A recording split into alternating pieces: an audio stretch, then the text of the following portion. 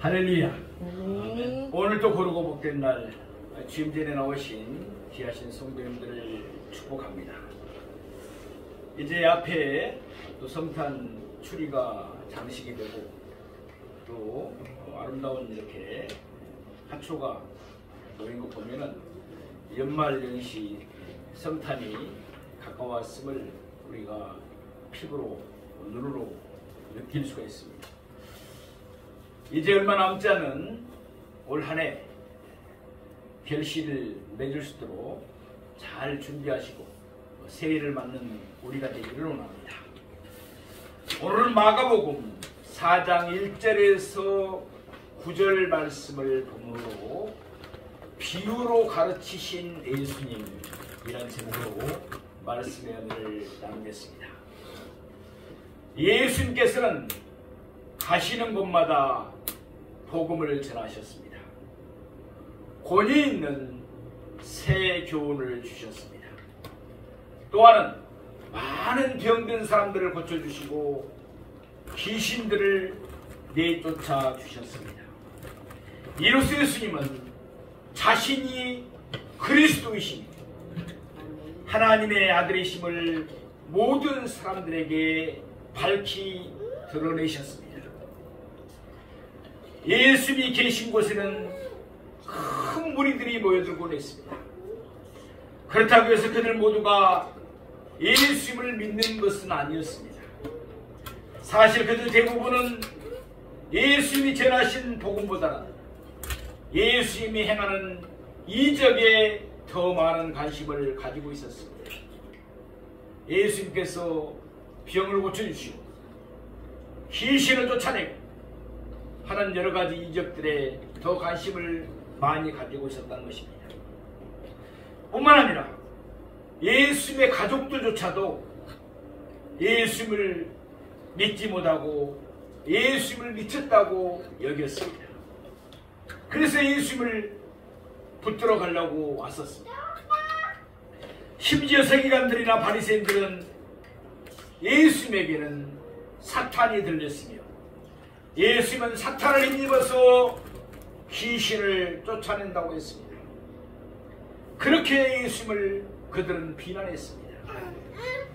물론 예수님의 제자들은 예수님이 그리스도이시며 하나님의 아들이심을 믿었습니다. 우리 모두도 예수님이 그리스도이시고 하나님의 아들이심을 믿습니다. 그러기에 그들은 예수님의 부르심을 받고서 그들의 모든 것을 버려두고 예수님을 따랐습니다. 따라서 그들로서는 왜 사람들이 예수를 믿지 않는지 참 이해가 되지를 않았었습니다. 우리도 마찬가지죠. 이렇게 좋은 예수님을 왜 사람들은 믿지 않을까? 바로 이와 같은 상황에서 예수님은 오늘 본문의 말씀을 주셨습니다. 그러니까 이 비유의 초점은 신학, 씨 뿌리는 사람에게 있지 않습니다. 씨가 뿌려지는 땅이 있습니다. 예수님은 오늘 본문에 나오는 비유의 중요성을 다음과 같이 말씀하셨습니다. 마가복음 4장 13절 말씀입니다. 또 이르시되 너희가 이 비유를 알지 못할진대 어떻게 모든 비유를 알겠느냐. 그러니까 이 비유를 제대로 알면 다른 비유들도 제대로 알 수 있습니다. 그러나 이 비유를 바르게 이해하지 못하면 다른 비유들도 바르게 이해하지를 못하는 경우가 많습니다. 그만큼 이 비유는 중요합니다. 왜냐하면 이 비유는 예수님의 비유들 가운데서 가장 기본이 되는, 핵심이 되는 비유이기 때문에 그렇습니다. 그러면 이제부터 오늘 본문의 말씀을 세 대지로 자세히 나누어서 상고해 보도록 하겠습니다. 오늘 본문 9절에서 예수님이 말씀하신 바와 같이 들을 기 있는 자는 들으시기 바랍니다. 그래서 예수님이 말씀하신 바를 바르고도 분명하게 깨닫기를 소망합니다. 첫 번째로 비유의 배경입니다. 오늘 본문 마가복음 4장 1절 말씀을 보겠습니다. 예수께서 다시 바닷가에서 가르치시니 큰 무리가 모여들거늘 예수께서 바다에 떠있는 배에 올라앉으시고 온 무리는 바닷가 육지에 있더라. 아멘. 여기 나오는 바닷가는 갈릴리 바닷가를 가리킵니다. 좀 더 정확하게 말한다면 갈릴리 호숫가입니다. 그리고 이곳은 아마도 예수님의 본동네였던 갈릴리 한 해변 마을인 가버나움의 바닷가였을 것입니다. 마가복음 1장 16절 말씀을 보면은 예수님 그곳에서 시몬과 안드레 그리고 야고보와 요한을 그의 제자로 삼으셨습니다. 또 마가복음 2장 13절을 보면은 예수님께서는 이곳에서 큰 무리들을 가르쳤습니다. 또 마가복음 3장 7절의 말씀에 보면은 예수님은 바리새인들과 헤롯 땅의 박해를 피하여 이곳으로 물러가셨습니다. 아무튼 이제 예수님은 다시 바닷가에서 가르쳤습니다. 이때 큰 무리가 예수님에게로 모여들었습니다. 이들 무리들은 질서라고는 찾아볼 수가 없는 사람들이었습니다. 마가복음 3장 9절 말씀에 보면은 이들은 예수님을 에워싸고 밀려고 했습니다. 그래서 예수님은 제자들에게 작은 배를 대기하도록 했습니다. 또한 마가복음 3장 20절 말씀을 보면은 이들은 예수님에게 식사할 겨를도 주지 않았습니다. 이때도 예수님은 바다에 떠있는 배에 올라 앉으셨다고 했습니다. 물론 이때 예수님은 그에게로 모여든 무리를 피하시기 위해서 배에 올라 앉으신 것은 아니었습니다. 예수님은 거기에 모여든 무리들에게 가르치기 위해서 배에 올라 앉으셨습니다. 오늘 본문 마가복음 4장 2절 말씀을 보겠습니다. 이에 예수께서 여러 가지를 비유로 가르치시니 그 가르치시는 중에 그들에게 이르시되 아멘. 비유가 무엇입니까? 쉽게 말하면 어떤 사실을 표현하기 위해서 그와 비슷한 다른 사실을 예로 드는 것입니다. 예수님의 비유도 마찬가지입니다. 예수님은 깊고도 오묘한 영적 진리를 표현하시기 위하여 살아가면서 일상적으로 접하는 단순한 일들을 예로 들었습니다. 구약 성경에도 비유의 말씀들이 나오죠. 예컨대 사무엘하 11장과 12장에 나오는 다윗이 우리아의 아내 밧세바를 범했을 때 나단 선지자가 다윗을 찾아가서 이와 같이 말합니다. 한 성읍에 부자와 가난한 자가 있었습니다. 부자에게 어떤 행인이 찾아왔을 때 부자는 가난한 자의 양새끼를 빼앗아 잡았습니다. 이때 나단 선지자는 비유로 말씀한 것입니다. 왜냐하면 그는 부자가 가난한 자에게 행한 짓을 예로 들면서 실제로는 다윗이 우리아에게 행한 짓을 가르쳤기 때문입니다. 마가복음 3장 23절 말씀을 보면은 예수님은 예루살렘에서 내려온 세계관들을 불러서 비유로 말씀하셨습니다. 예수님은 비유를 들어서 그가 사탄을 힘입어 귀신을 쫓아내는 것이 아님을 분명히 밝히셨습니다. 또한 예수님은 비유를 들어 그가 사탄보다 강한 자 곧 하나님이심을 밝히셨습니다. 그때를 제외하고는 지금까지 예수님은 비유로 말씀하지 않으셨습니다. 그동안 예수님은 늘 직설적이고 직접적인 표현으로 말씀을 가르치셨습니다. 그런데 마가복음 4장 34절을 보면은 이제 예수님은 더 이상 비유가 아니면 말씀하지 아니하셨다고 말씀합니다. 그 이유는 예수님이 비유로 말씀하신 목적에 잘 나타나 있습니다. 예수님의 비유는 이중 목적을 갖고 있습니다. 궁극적으로 믿는 자들에게는 영적 진리를 분명하게 깨닫게 함입니다. 부정적으로는 믿지 않는 자들에게는 영적 진리를 감추시기 위함입니다. 우리 마가복음 4장 11절에 12절 말씀을 보겠습니다. 이르시되 하나님 나라의 비밀을 너희에게는 주었으나 예인에게는 모든 것을 비유로 하시니 이는 그들로 보기는 보아도 알지 못하며 듣기는 들어도 깨닫지 못하게 하여 돌이켜 제사함을 얻지 못하게 하여 함이라 하시고. 아멘.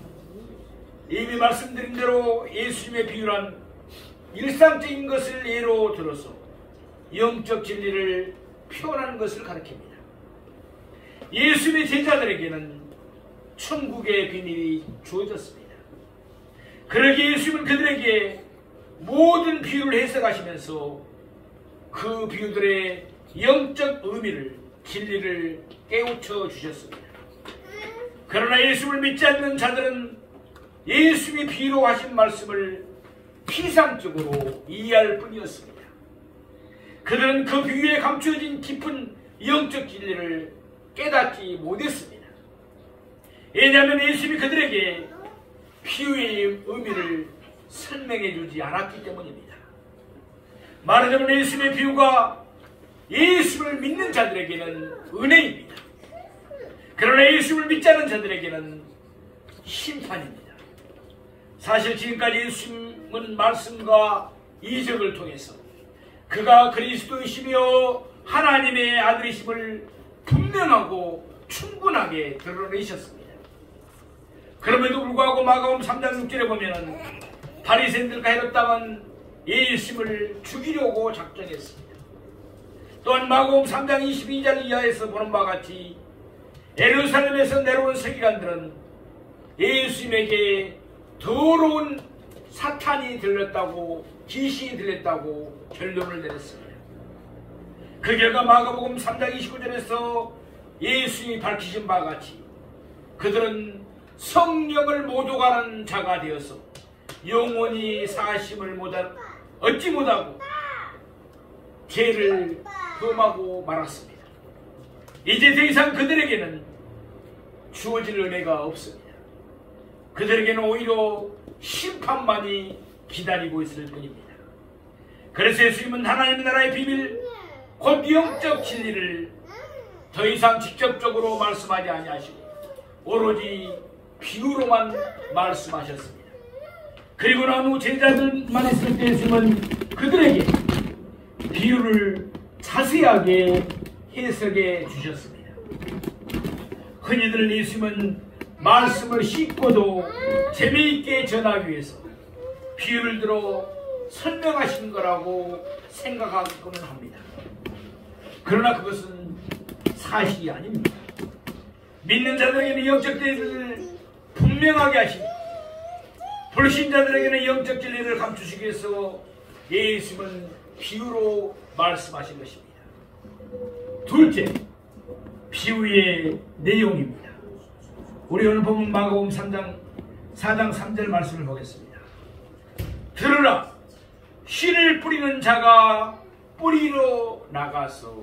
아멘. 오늘 우리가 상고해 보고자 하는 예수님의 비유, 곧 여러 땅의 비유는 들으라는 말씀으로 시작해서 9절에서 다시금 들으라는 말씀으로 끝맺음을 합니다. 우리는 예수님을 그리스도이시며 하나님의 아들이심으로 믿습니다. 또한 우리는 예수님을 사랑합니다. 그러므로 우리에게는 예수님의 비유가 영적 진리를 감추기 위한 심판의 말씀이 아닙니다. 우리에게는 예수님의 비유가 영적 진리를 분명하게 드러내기 위한 은혜의 말씀입니다. 나라 소리는 예수님의 말씀을 듣고서 하나님의 나라의 비밀을 깨달아야 합니다.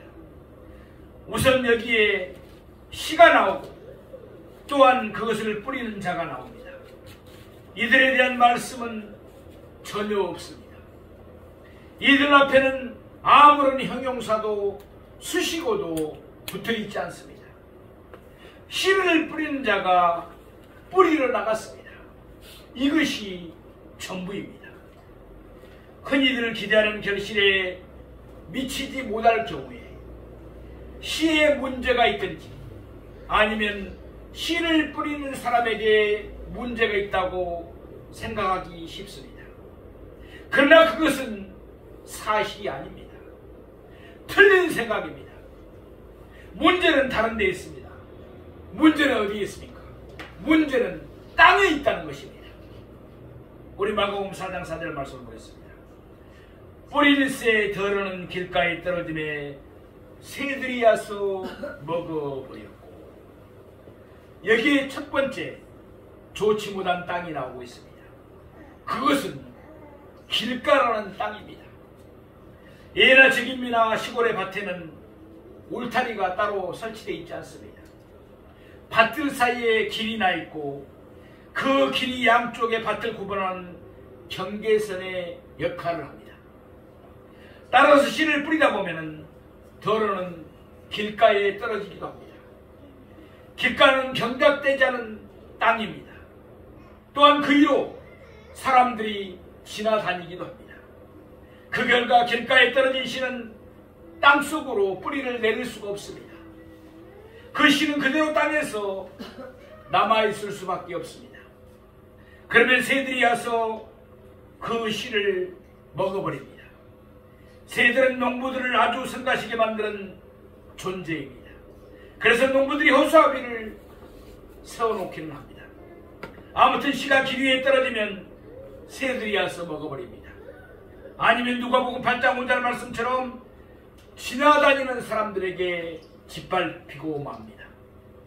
이와 같이 길가에 떨어진 씨는 결실을 할 수가 없습니다. 새들이 와서 먹어버리든지 아니면 지나다니는 사람들에게 짓밟히고 말기 때문에 그렇습니다. 예수의 말씀을 듣고 있는 사람들은 모두가 이 사실을 경험적으로 잘 알고 있었을 것입니다. 우리 마가복음 4장 5절의 6절 말씀을 보겠습니다. 덜어는 흙이 얕은 돌밭에 떨어지매 흙이 깊지 아니하므로 곧 싹이 나오나 해가 돋은 후에 타서 뿌리가 없으므로 말랐고.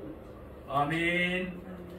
여기에 두 번째 좋지 못한 땅이 나오고 있습니다. 바로 돌밭입니다. 여기서 예수님이 말씀하신 돌밭은 자갈이 많이 섞여 있는 자갈밭을 말하지 않습니다. 씨를 뿌리기 전에 농부는 새스랑이나 썰애를 이용해서 크고 작은 돌들을 미리 다 제거하기 때문입니다. 누가복음 8장 6절 말씀을 보면 똑같은 내용을 가리켜서 바위에 떨어짐에라고 말씀합니다. 그러니까 이 경우는 땅속에 숨어있는 안발 위에 돌 위에 씨가 떨어지는 것을 의미합니다. 안반 위에도 흙이 있습니다. 그러나 흙이 깊지를 못합니다. 안반 위에 떨어진 씨들은 즉시 싹이 나옵니다. 수분이 안반 밑으로 내려가지 못하니까 오히려 다른 땅보다 수분이 더 많을 수도 있습니다. 또한 안반 위에 있는 흙이 얕아서 태양열도 빨리 받습니다. 그래서 곧 싹이 나온 것입니다. 뿐만 아니라 이런 땅에 떨어진 씨는 즉시 싹이 나서 한동안 잘 자랍니다. 뿌리가 밑으로 내려가지 못하는 대신에 모든 영양분이 다 이리로만 올라가기 때문에 그렇습니다. 그렇더라도 이들은 결실하지 못합니다. 뿌리가 제대로 뻗지를 못했기 때문에 그렇습니다. 우리가 잘 아는 대로 이스라엘은 여름철에 비가 오질 않습니다. 따라서 모든 식물들은 뿌리를 통해서 땅 아래에 있는 수분을 흡수해야만 합니다.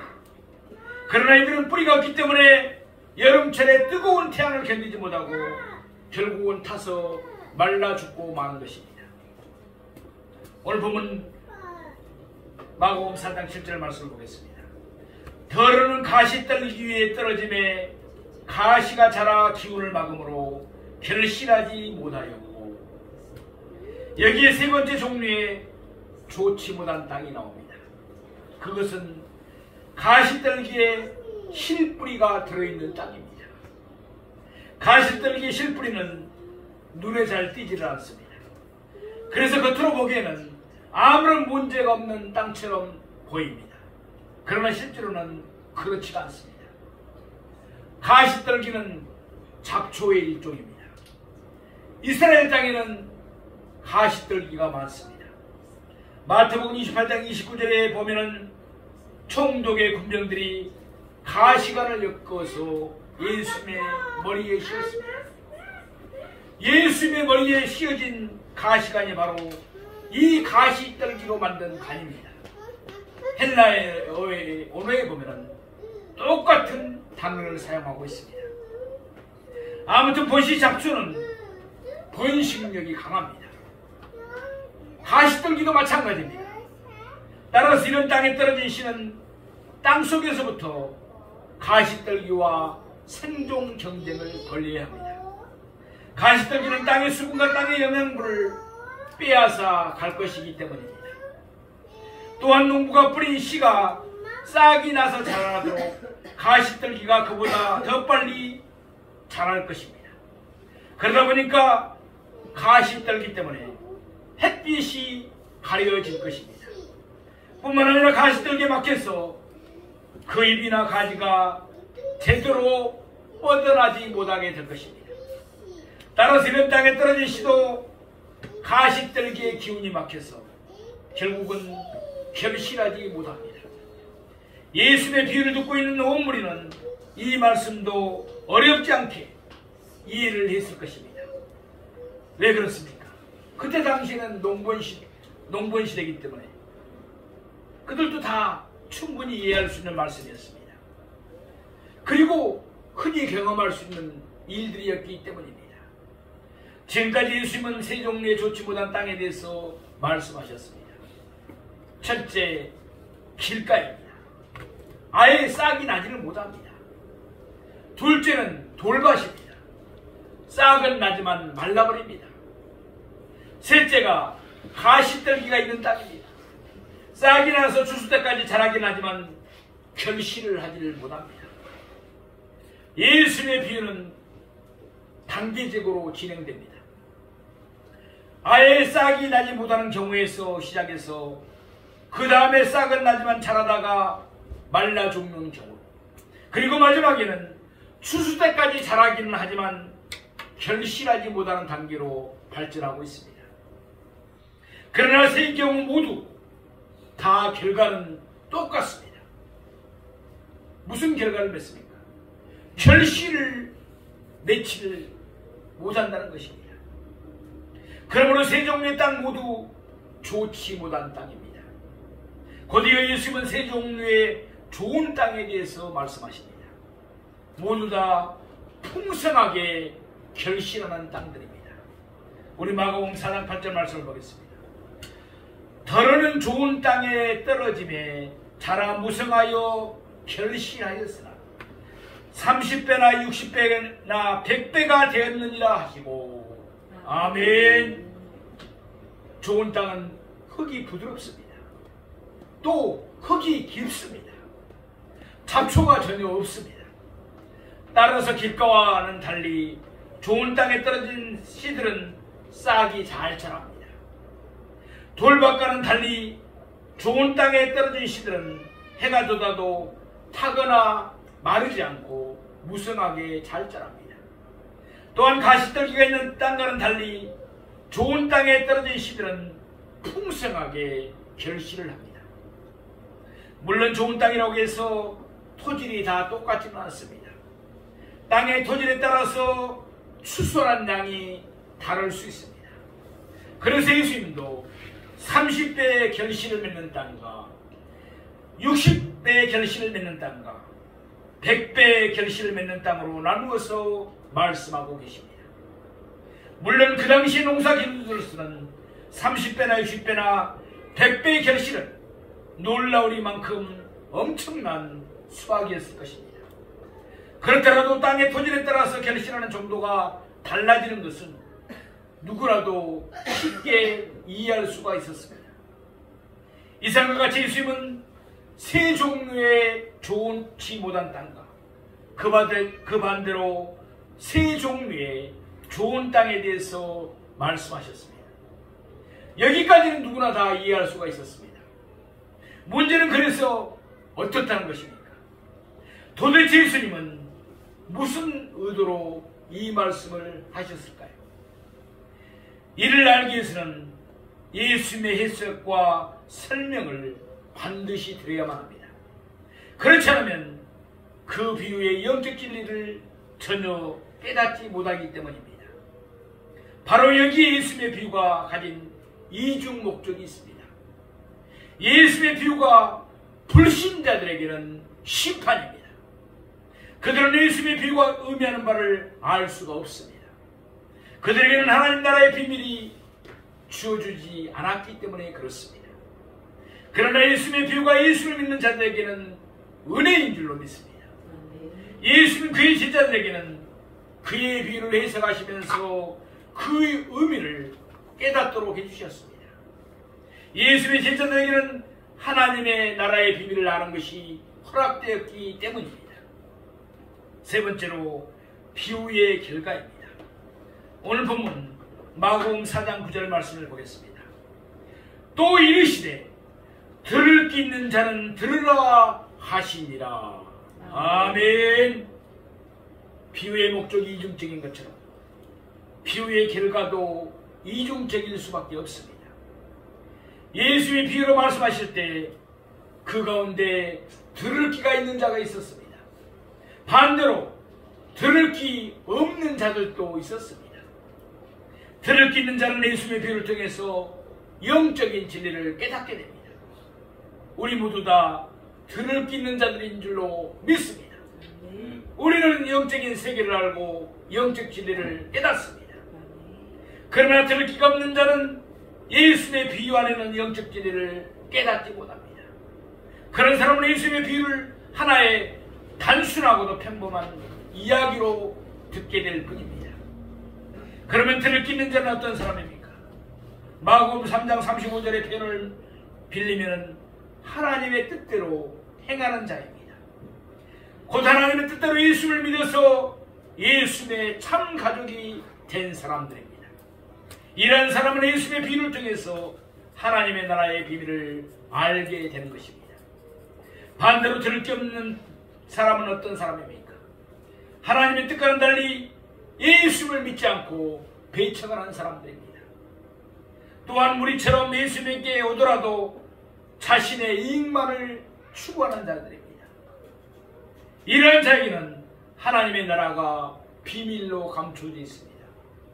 들을 귀가 없는 사람은 비유만을 듣고 그것으로 끝납니다. 영적 진리를 깨닫지 못하는 것입니다. 사랑하시는 성도 여러분, 예수님의 은혜로 우리는 들을 귀가 있는 자가 된 줄로 믿습니다. 따라서 예수님은 우리에게 하나님의 나라의 비밀을 알려주십니다. 고린도전서 4장 2절 말씀에 있는 것 같이 하나님의 비밀을 맡은 자에게 구할 것은 충성인 줄로 믿습니다. 그러므로 있는 자리에서 언제나 하나님의 말씀을 충성스럽게 전파하십시다. 그리하여 주님으로부터 착하고 충성된 종들이었다고 다 칭찬 듣고 귀한 상급 받는 저와 여러분이 되시기를 주님의 이름으로 축원합니다.